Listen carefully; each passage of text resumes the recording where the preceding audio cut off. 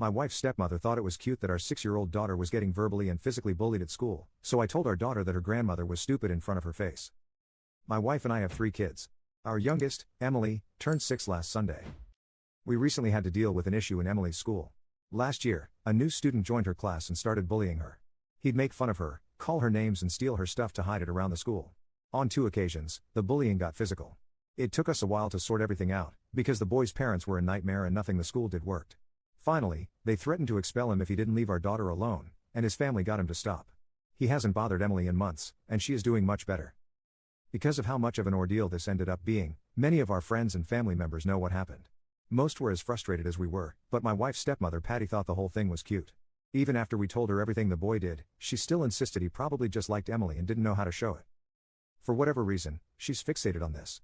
Every time the subject comes up, Patty says she still thinks we're being dramatic and the boy deserves another chance.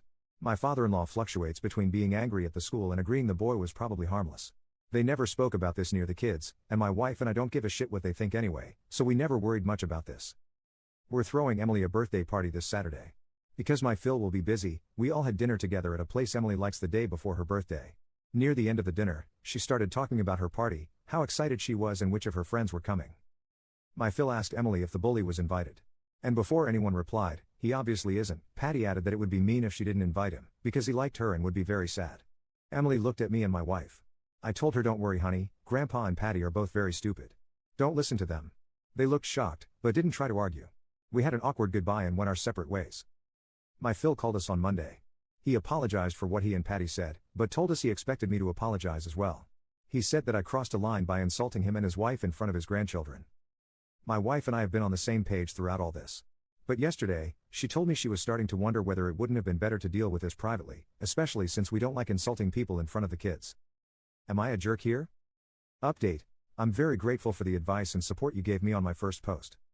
Emily's birthday party went off without a hitch, and she had a great time with her friends. It's always bittersweet watching our little girl grow up so fast, but me and my wife enjoyed ourselves as well. We talked more about what happened over the last few days. My wife made it very clear that she didn't care that I called her father and Patty stupid and didn't think I should apologize, but was concerned about our kids thinking I was a hypocrite. We always aim to teach them to be kind and avoid insulting others, and it doesn't feel fair to hold them to standards we don't hold ourselves to. So Friday night, we sat the kids down and discussed what I'd said. We explained that I was upset at what my in-laws had done and was trying to protect Emily, but that what I said was still not nice and they shouldn't repeat it. I apologized for the language I used. Besides that, my wife and I also talked about how we deal with her father and Patty. I told her I wanted them to apologize to Emily, and I wouldn't say a word to them until they did. She agreed with me. After the party, she texted her father the following, this is a translation. The party went well. About what happened at Emily's birthday dinner. My name, will not apologize. Patty has no right to tell our daughter how she should feel about the boy who made her life hell for months, and neither do you. I'll call you tomorrow and you'll apologize to your granddaughter. If your wife wants to continue being a part of the children's lives, she will too. And if she mentions that boy again, I'll have to seriously rethink the role we're letting her have here. This isn't up for discussion.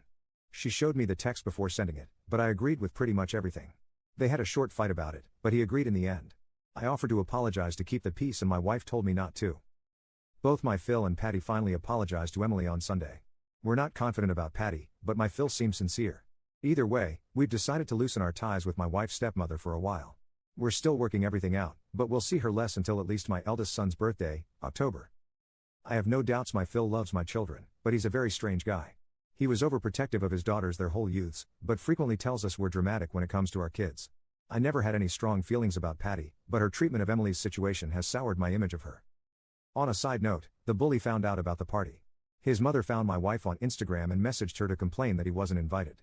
My wife reminded her of the day the school threatened to kick her son out. No reply as of today. I was glad to see that even those who thought I was in the wrong agreed that Emily and her well-being came first. At the end of the day, that's all I really care about. This will be my only update. Thanks everyone.